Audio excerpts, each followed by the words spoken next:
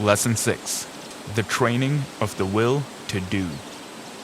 The will to do is the greatest power in the world that is concerned with human accomplishment, and no one can in advance determine its limits. The things that we do now would have been a few ages ago impossibilities. Today, the safe maxim is, all things are possible. The will to do is a force that is strictly practical, yet it is difficult to explain just what it is. It can be compared to electricity because we know it only through its cause and effects. It is a power which we can direct, and just to the extent that which we direct it, do we determine our future. Every time you accomplish any definite act, consciously or unconsciously, you use the principle of the will. You can will to do anything, whether it is right or wrong, and therefore, the way you use your will makes a big difference in your life. Every person possesses some will to do. It is the inner energy that controls all conscious acts. What you will to do directs your life forces. All habits, good or bad, are the result of what you will to do. You improve or lower your condition in life by what you will to do.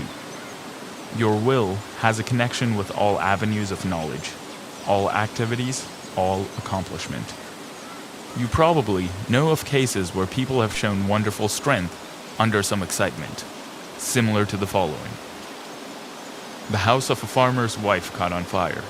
No one was around to help her move anything. She was a frail woman and ordinarily was considered weak. On this occasion, she removed things from the house that later took 3 men to handle. It was the will to do that she used to accomplish this task. Genius is just a will to do little things with infinite pains. Little things well done open the door of opportunity for bigger things. The will accomplishes its greater results through activities that grow out of great concentration. When you learn to use it, your willpower becomes a mighty force. Almost everything can be accomplished through its proper use.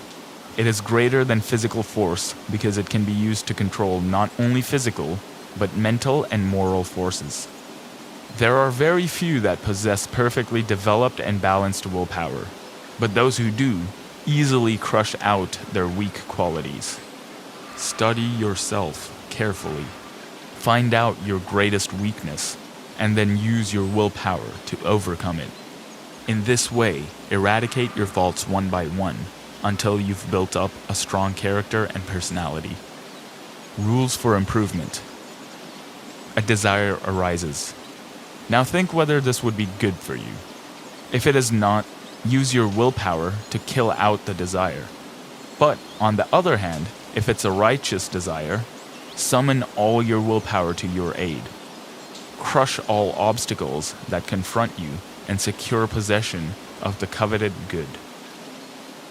Slowness in making decisions. This is a weakness of willpower. You know you should do something, but you delay doing it through lack of decision. It is easier not to do a certain thing than to do it, but conscience says to do it. The vast majority of people are failures because of the lack of deciding to do a thing when it should be done. Those that are successful have been quick to grasp opportunities by making a quick decision. This power of will can be used to bring culture, wealth, and health. Some special pointers. For the next week, try to make quicker decisions in your little daily affairs. Set the hour you wish to get up and arise exactly at the fixed time. Anything that you should accomplish, do on or ahead of time. You want, of course, to give due deliberation to weighty matters. But by making quick decisions on little things, you will acquire the ability to make quick decisions in bigger things. Never procrastinate. Decide quickly, one way or the other, even at the risk of deciding wrong. Practice this for a week or 2 and notice your improvement. Lack of initiative. This too keeps many men from succeeding. They have fallen into the way of imitating others in all that they do. Very often we hear the expression, He seems clever enough, but he lacks the initiative. Life, for them, is one continuous grind. Day after day, they go through the same monotonous round of duties, while those that are getting along are using their initiative to get greater fullness of life. There is nothing as responsible for poverty as this lack of initiative, this power to think and to do for ourselves. You are as good as anyone. You have willpower, and if you use it, you will get your share of the luxuries of life. So use it to claim your own. Don't depend on anyone else to help you. We have to fight our own battles.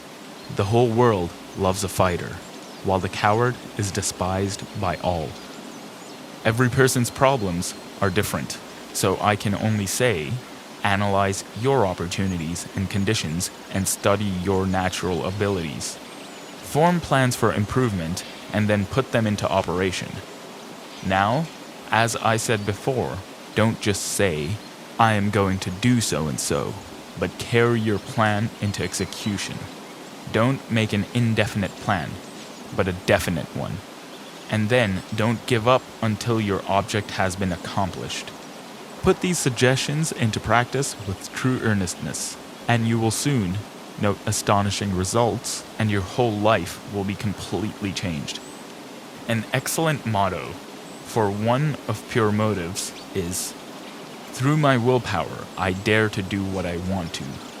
You will find this affirmation has a very strengthening effect. The spirit of perseverance. The spirit of stick-to-itness is the one that wins. Many go just so far and then give up, whereas if they had persevered a little longer, they would have won out. Many have much initiative, but instead of concentrating into one channel, they diffuse it through several, thereby dissipating it to such an extent that its effect is lost. Develop more determination, which is the only will to do. And when you start out to do something, stick to it until you get your results. Of course, before starting anything, you must look ahead and see what the finish leads to. You must select a road that leads to somewhere rather than nowhere. The journey must be productive of some kind of substantial results. The trouble with so many young men is that they launch enterprises without any end in sight. It is not so much the start, it's the finish of a journey that counts.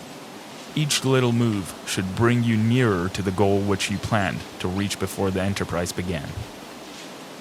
Lack of perseverance is nothing but the lack of will to do. It takes some energy to say, I will continue, than to say, I will give up. Just the moment you say the latter, you shut off your dynamo, and your determination is gone. Every time you allow your determination to be broken, you weaken it. Don't forget this.